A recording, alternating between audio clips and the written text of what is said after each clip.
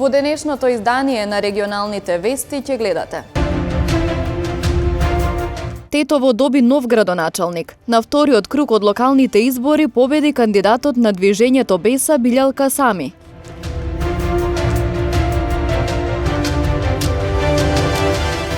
Арбен Таравари од Алијанса за албанците Алтернатива останува градоначалник на Гостивари во следните 4 години.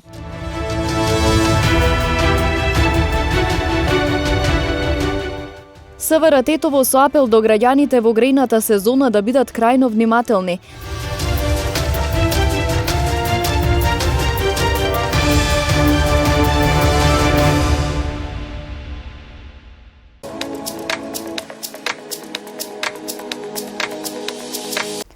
Тетово доби нов градоначалник. На вториот круг од локалните избори победи кандидатот на движењето Беса Билјал Касами. Нови градоначалници добија и тетовските општини Брвеница, Боговиња и Терце, додека во Желино останува на функција досегашниот. Билјал Касами од движењето Беса во следните 4 години ќе ја води општина Тетово. На вториот круг од локалните избори за него гласеле 21.591 граѓанин, односно тој освои 54,84% од гласовите, додека 42,02% освои досегашната градоначалничка, односно кандидатката на ДУИ Теута Арифи, или 16.542 гласа. Партиските активисти по првичните пребројувања на гласовите вчера вечер на градскиот плоштад организираа прослава за изборот на Касами за градоначалник. Касами порача дека за поддршката која ја добил од сите етнички заедници ќе се одолжи со многу работа, зашто очекува градот да биде подобро место за живење по 4 години. Дозволете ми вечерва да не збора многу, затоа што не очекува голема работа, многу работа. Само накратко да ги поздравам сите граѓани на Тетово кои ме поддржаа, сите активисти без разлика на нивната припадност, дали партиска, етничка или верска, за нивната поддршка. Ова поддршка е огромна и затоа јас им должам 24 часовна работа, со што ние очекуваме дека за 4 години Тетово ќе биде подобро место за живење. Сите тие проекти кои се дел од програмата им гарантирам дека ќе бидат реализирани и се надеваме дека после 4 години Тетово ќе биде подостоинствен град за живење. Во партиското седиште на ДУИ во Мала Речица вчера вечер се обрати и Теута Арифи. Општина Тетово ќе биде водена од мојот против кандидат. Сакам да им честитам за победата и му посакувам успешна работа, имајќи го предвид фактот дека Тетово е град со многу предизвици. Сакам да им се заблагодарам на сите тие граѓани кои ме поддржаа, кои застанаа зад концептот што го представувам јас, и секако останувам на мислењето дека тој концепт останува прогресивен и времето ќе покаже дека прогресивноста била секогаш на нашата страна. Вчера беа избрани градоначалници и во околните тетовски општини. Во Боговиња 62,30% од гласовите доби кандидатот на ДУИ, Бесник Емши, односно 6336 гласа, со што ја обезбеди победата, додека за неговиот против кандидат досегашниот градоначалник Альбон Джемаили од Алијанса за албанците Алтернатива гласале 3696 граѓани. Јовица Илиевски од ВМРО ДПМН е новиот градоначалник на Брвеница со освоени 3486 гласа, односно 36 повеќе од досегашниот градоначалник Енвер Пајазити, за кого гласале 3450 гласачи. На градоначалничкото место во Желино останува Блерим Сејди од Беса со освоени 5171 глас, додека за неговиот против кандидатот ДУИ Фатмир Изаири гласале 5102 граѓани.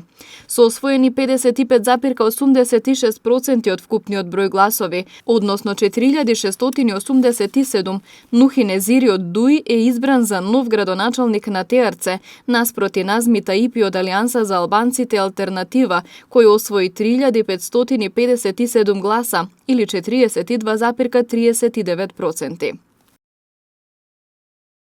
Арбен Таравари од Алијанса за албанците Алтернатива останува градоначалник на Гостивар и во следните 4 години. Тој на вчерашното гласање освои 18.685 гласа, додека Невзат Бејта од Дуи 12.982. Арбен Таравари доби втор мандат за градоначалник на Гостивар и останува да ја води општината и во следните 4 години. Во вториот круг од локалните избори, што се одржаа вчера, за него гласаа 18.685 граѓани, додека за против кандидатот Невзат Бејта 12.982. Податоците ги објави Државната изборна комисија по обработката на сите 121 избирачко место во општина Гостивар. Неколку часа по затворањето на избирачките места, Таравари одржа пресконференција и прогласи убедлива победа. Почитувани гостиварци, почитувани албанци, македонци, турци, роми, едногласно сите одлучивте да во Гостивар брутално да ја победиме власта, брутално да ги победиме СДСМ и ДУИ и тоа со разлика над 5000 гласови. Значи, јас како кандидат добив некаде околу 18.000 гласови, додека господинот Али Ахмети и владата добија само 12.000 гласови. Значи, ако првиот круг победивме со 2.500 гласови, седа победивме со над 5.000 гласови. Ако сака, тука сме да одиме и трет круг да биде 2:1.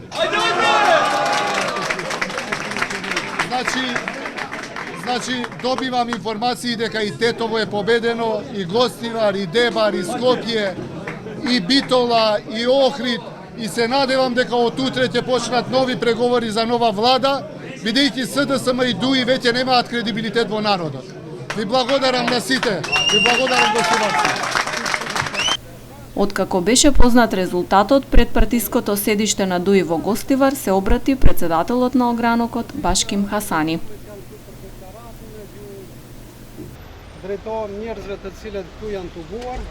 Почитувани членови, активисти, симпатизери, ви се заблагодарувам за вашиот ангажман, придонес и поддршка што ни ја дадовте на овие локални избори. Поради вашата посветеност, мнозинството од албанското население даде доверба на нашата програма и платформа. Изразувам благодарност до мнозинството албанско население, но и до дел од турската, македонската, ромската и другите заедници за укажаната доверба. За жал не успеавме да го убедиме електоратот на ВМРО ДПМН, кој за своји политички цели сепак одлучи актуелниот градоначалник да ја води општината уште 4 години.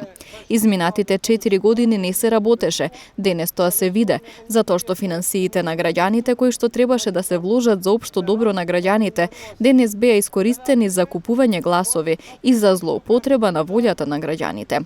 Ние во Гостивар ќе продолжиме да бидеме силна и конструктивна опозиција. Ќе го убедиме членството на ВМРО ДПМН дека нивната политичка одлука е погрешна. Демократијата е света работа и ние ќе ја почитуваме волјата на народот, дури ако е искривена од лични интереси. Правото на глас во Гостивар во вториот круг од локалните избори го остварија 32.365 гласачи, што е 39,92% од вкупниот број запишани во избирачкиот список. За неважечки се прогласени 698 гласачки ливчиња. И во соседната општина Врапчиште на челното место останува актуелниот градоначалник Исен Шабани од Алијанса за албанците. Тој освои 5119 гласови, додека за Неби Реџепи од ДУИ гласаа 4770 граѓани. Излезноста во Врапчиште во вториот круг е 38%. За неважечки се прогласени 150 гласачки ливчиња. Председателот на Државната изборна комисија Александар Даштевски на пресконференција се осврна на вчерашниот изборен процес, кој како што нагласи се одвивал во фер и демократска атмосфера. Вчерашниот изборен ден помина мирно во демократска и фер атмосфера, каде што беше слободно изразена волјата на секој гласач. Во оваа прилика сакам да им се заблагодарам на сите граѓани за високо ниво на демократска свесност, која го покажаа вчера, на сите изборни органи за професионално работење и почитување на изборниот законник, на медиумите за професионалниот однос и известување за изборите, на учесниците во изборите и кандидатите за креирањето на поле за фер надпревар, на домашните и меѓународните наблюдувачи за придонесот кон демократскиот амбиент во кој се одвиваа изборите и за почитувањето на кодексот за наблюдување. На сите вработени во стручната служба на ДИК и помошното тело за нивната пожртвуваност, посветеност на работата и професионализам, на институциите со кои соработува Државната изборна комисија и на сите останати чинители кои на каков било начин беа вклучени во изборите. Сите придонесоа за спроведување на овие демократски избори. Изборите беа поразлични од сите претходни, бидејќи пред сите нас имаше поинаква задача, успешно воведување на технологија за биометриска идентификација на гласачите. Државната изборна комисија и сите чинители беа исправени пред голем предизвик. Ова законска обврска за воведување на биометриска технологија за прв пат представуваше голема привилегија, но и голема одговорност. Употреба на биометриски системи во изборните процеси овозможува да се пресретнат предизвиците вклучени во спроведувањето на принципот еден гласач, еден глас, што е неопходно за одржување демократски, слободни и транспарентни избори. Од денешна перспектива можам со голема увереност да кажам дека Државната изборна комисија, а и сите вклучени во процесот, ги оправда очекувањата. Оваа дигитализација и автоматизирање на дел од постапката несомнено е само прв чекор кон модернизирање и унапредување на целиот изборен процес. Изразуваме надеж дека сите чинители во процесот ќе изразат волја да се вклучат во неговото реформирање и во сеопфатна реформа на изборниот законник. Премиерот Зоран Заев на синоќешната пресконференција по завршувањето на вториот круг од локалните избори ја презеде одговорноста за исходот од изборите и поднесе оставка од функцијата премиер на државата и председател на СДСМ. Почитувани граѓани, дозволете и јас од името на СДСМ и сите наши луѓе да им честитам на нашите опоненти победата на овие локални избори. Ја превземам одговорноста на себе за ваквиот развој на политичките настани, заклучно со резултатите на овие избори. Поднесувам оставка од премиер и од председател на Социјалдемократскиот сојуз на Македонија. Им честитам на сите прогресивни граѓани кои се бореа силно за интегрирана Северна Македонија. Изразувам посебна, огромна почит до сите вас, прогресивен мој народе. Сакам да им честитам на сите избрани градоначалници и советници, посакувам честно и одговорно да им служат на граѓаните.